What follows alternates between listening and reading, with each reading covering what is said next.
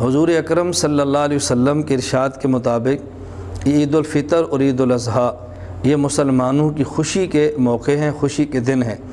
لہٰذا خوشی کے دن کو اسی طرح گزارنا چاہیے کہ جس طرح آدمی خوشی کے دن کو گزارتا ہے۔ اس کے اندر غسل کا اہتمام کرنا، اچھے کپڑوں کا اہتمام کرنا، اگر اللہ توفیق عطا فرمائے تو نئے کپڑے پہنیں،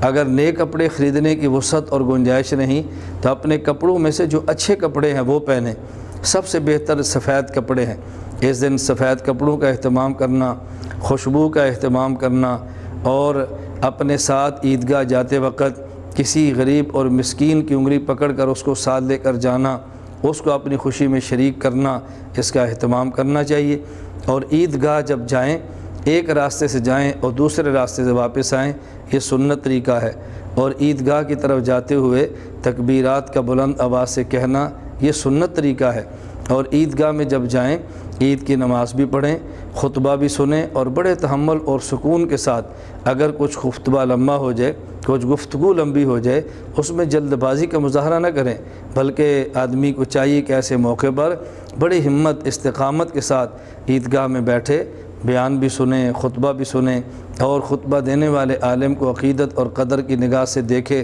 دو خطبوں کے دوران بغیر بولے ممکن ہو تو دعا بھی کرے، اور پھر اس موقع پر جس حد تک ممکن ہو انسان دعا کرے، اپنی ذات کے لیے، اپنے اعزاء اقرباء رشتہ داروں کے لیے، اہل علاقہ بستی اور برادری والوں کے لیے۔ اور اس وقت امت مسلمہ انتہائی مشکل حالات سے گزر رہی ہے، اس لیے پوری امت کو اپنی دعاؤں میں ضرور شریک کرے۔ اور یہ عیدگاہ جانا اور عیدگاہ میں جا کر عید کی نماز پڑھنا یہ مردوں کے لیے ہے، خواتین کے لیے نہیں ہے۔ خواتین اپنے گھر میں ٹھہریں، اور ان کا گھر میں ٹھہرنا ضروری ہے۔ خواتین کا عیدگاہ میں جا کر عید پڑھنا یہ خلاف سنت ہے، اس لیے مردوں کو چاہیے عیدگاہ جائیں اور عیدگاہ میں جا کر عید کی نماز پڑھیں، اور خواتین عیدگاہ میں جا کر عید کی نماز نہ پڑھیں بلکہ اپنے گھر میں ٹھہریں۔ چونکہ شریعت کا حکم ہے تو ہمیں شریعت کے حکم کو اپنی خواہشات کے مطابق پورا نہیں کرنا چاہیے، بلکہ رسول اکرم صلی اللہ علیہ وسلم کے